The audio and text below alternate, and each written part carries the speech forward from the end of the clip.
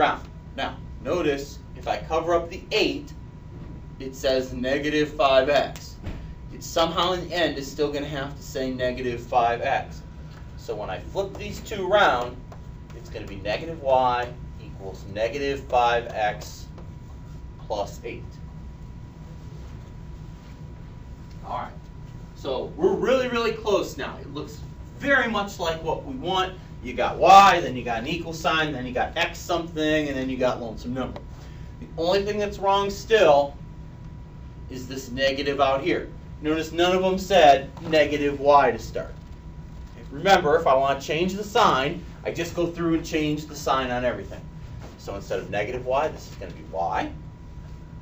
Instead of negative 5x, that's going to be 5x. Instead of plus 8, that's going to be minus 8. Now I've done all the rearranging. Now I can do what I did in the examples just a minute ago. Remember, there's two things we got to have. This has got to be plus here at the end. So instead of minus 8, it's going to be plus negative 8. Instead of 5x, it's got to be 5 over 1x.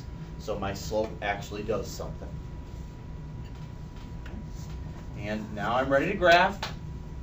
Got to take care of the negative 8. Means I'm going to go down 8.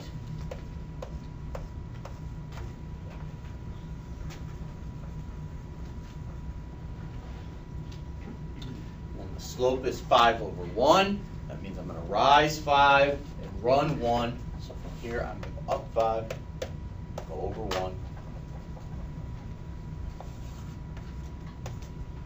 There you go. All right, one more, rearrange everything. 7x plus 2y equals 12. 7x plus 2y equals 12. Okay, which is not on the correct side of the equal sign? The x thing, the y thing, or the lonesome number? Shelby? The y thing. Nope. Want to try and redeem yourself, Shelby? The x thing. The x thing is not. The x thing, as you can see, always has to be on the right side of the equal sign. So the first thing we got to do is move 7x. 7x is positive. Opposite of positive is a negative. Negative looks like subtraction. So subtract 7x. So I got 2y equals 12 minus 7x. Okay, so y thing is first, that's good. X and the lonesome number are on the correct side, but they're in the wrong spot. So these two need to be flipped around now.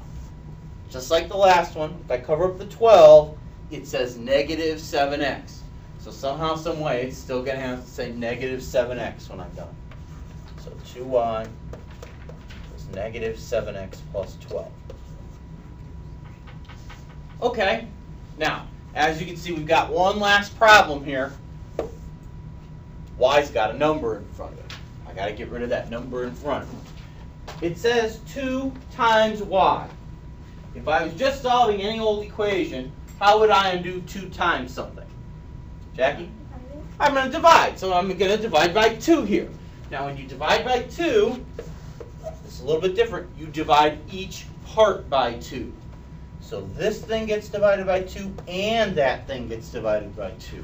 It's a little bit different. We haven't done that this year yet, I don't think. Right? Every single thing has to get divided by that 2.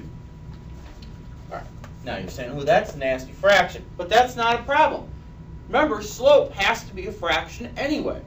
So we're just going to leave that negative 7 over 2. We don't care. It's got to be a fraction, so that just took care of a problem for us.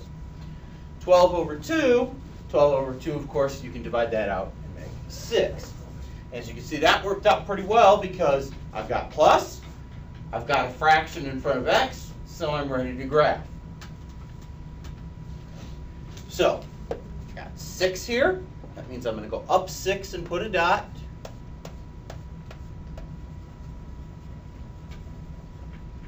And then my slope is negative 7 over 2.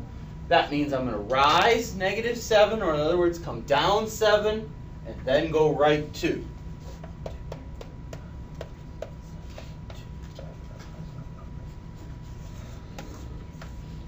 There you go. This should be